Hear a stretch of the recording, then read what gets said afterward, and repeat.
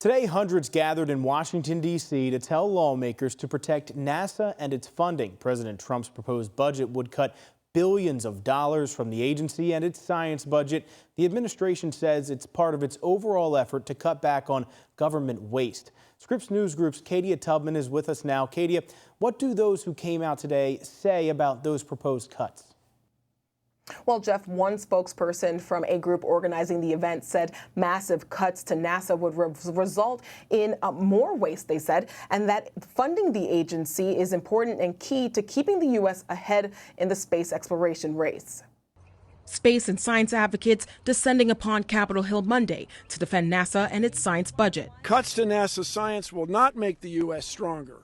Investing in it will. The White House has proposed cutting NASA's science budget nearly in half and cutting the agency's overall budget by 24%. It's an extinction level event, right? Casey Dreyer is with the nonprofit Planetary Society and says cutting NASA's funding by that amount could have long-term ripple effects. It cuts research funding across the country. It ends basically all new mission development, so it turns off this pipeline of innovation and economic development. Both houses of Congress have rejected the White House's proposed cuts, but there are worries the administration could act unilaterally in carrying them out. A former NASA administrator who served under President Trump noted the importance of NASA's science funding during a congressional hearing last month. The Science Mission Directorate largely is not partisan. It's not political. We need planetary defense. We need the ability to look out in space and see large objects that could really hit Earth and do it damage.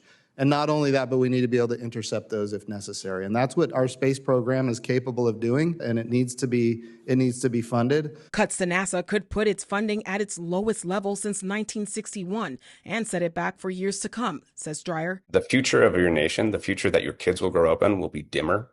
We will have fewer ambitions. This is something that should make the nation proud. And instead of abandoning that and cutting that, we should jointly invest in it and do something that we all can agree on.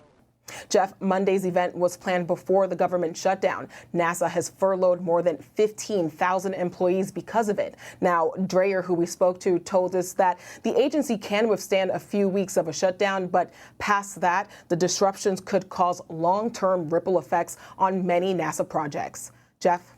So, Katia, what sort of impact does this have for the average person who might like watching a space launch but isn't usually paying attention to what NASA's doing? Well, space advocates say that NASA and its work ripple throughout the economy. In 2023, NASA says it produced more than $75 billion in economic output and supported more than 300,000 jobs. Now, that could be at jeopardy if these funding cuts go through. And NASA also says that it has a great return on investment because it accounts for less than 0.5% of the federal budget. Jeff? Thanks, Katia, joining us from New York. We appreciate your reporting.